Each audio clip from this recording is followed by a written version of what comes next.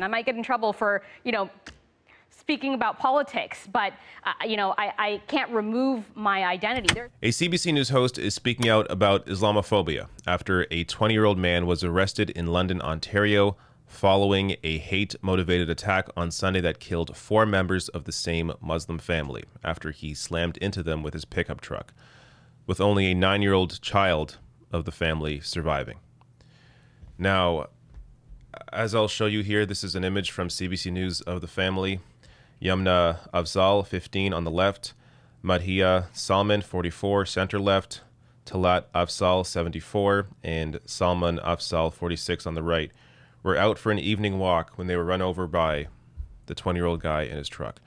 Now, the police say the driver of the truck, who was arrested about 10 minutes from the scene the same evening, planned the attack and targeted the family because of their Muslim faith. Islamophobia is quite common in Canada, and these hate-motivated crimes have only been growing. The latest Stats Canada data from 2019 shows a 9% increase in anti-Muslim hate crimes compared to the previous year. The Toronto Police also tweeted on Tuesday that they've seen a 50% increase in hate crimes in the last year alone.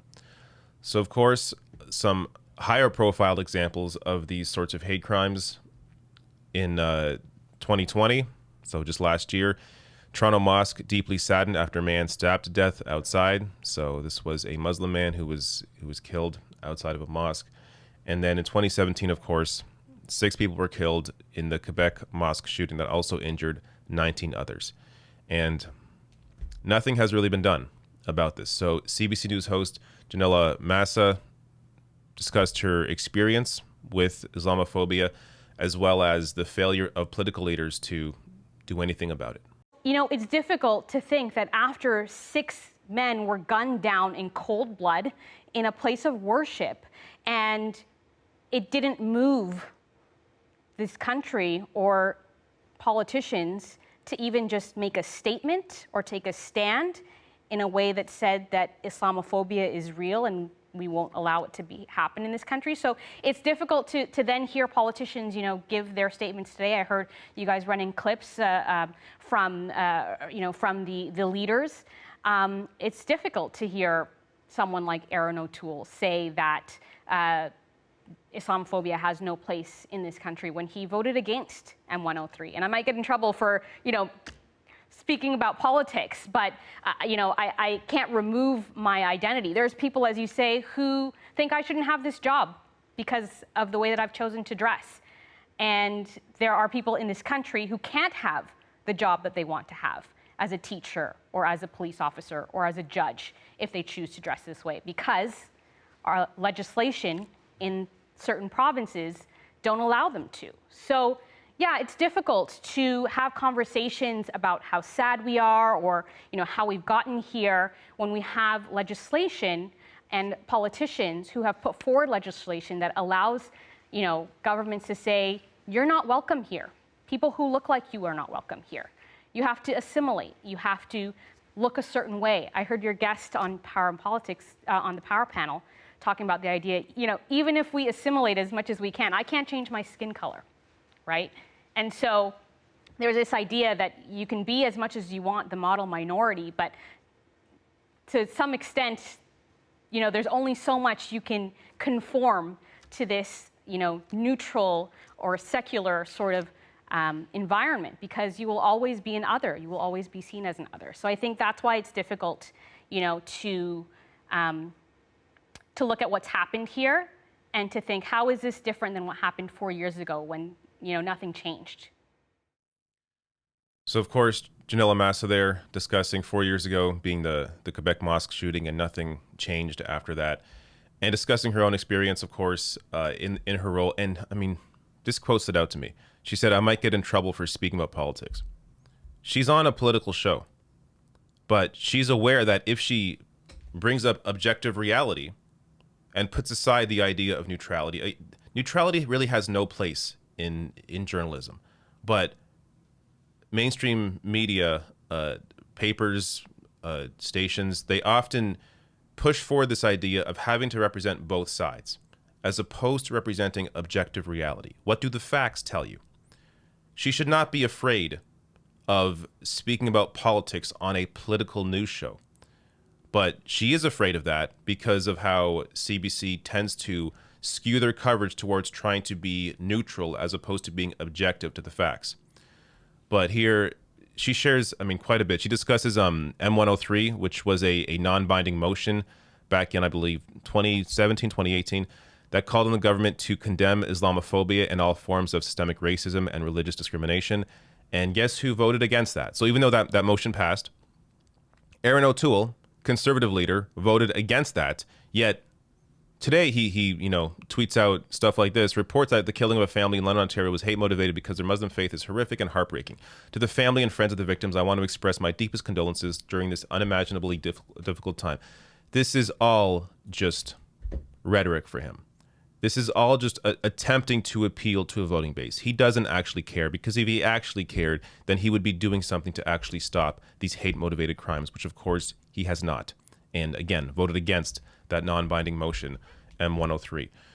Now, some other tweets that stood out to me. I saw this from Ahmed Ali, tweeting out, "Never having to worry that your children will be the victim of a hate crime is a privilege." This is something that I think a lot of people need to really internalize. And it's not, people get, I should be clear, white people get a little antsy around the word privilege, because they think, hey, I'm not privileged. There are people that, have it much better than I do. It's not about self-loathing. It's about understanding that other people experience things that you do not, simply because of how you look and how they look. So visible minorities experience hate crimes that white people do not. This is simply a fact. It's not meant to make you feel bad about being white. It's meant to understand the experiences of others, and in doing so, help to align with those individuals, those groups, in their fight for equality. So just, in case this word bothers you, get the fuck over it.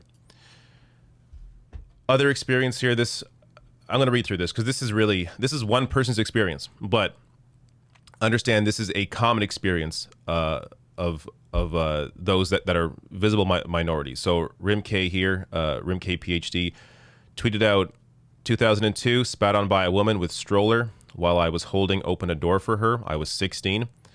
2002, school buses at the Islamic school I attended were set on fire. 2009, a woman scientist at my first conference called me a racial slur. 2012, my mom and I called racial slurs at the passport office in Ottawa by the agent. Security was called, who backed up the agent. We had to call the police just so my mom can renew her passport. 2016, a group of retirees at my local coffee shop began harassing me about my hijab, my loyalties to Canada, and questioned my humanity. In front of a full coffee shop, not a single person spoke up. I told them off, only to lock myself in the bathroom to throw up and cry.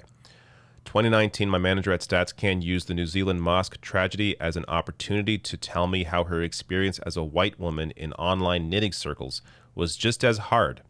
I was not having it, so she then proceeded to try and torpedo my career at GC. These are just snapshots of my experiences as a privileged, educated, and assertive hijabi woman in Canada. These don't include the amount of times someone has asked me to take off my hijab, or the times someone has questioned my intelligence, or the countless microaggressions.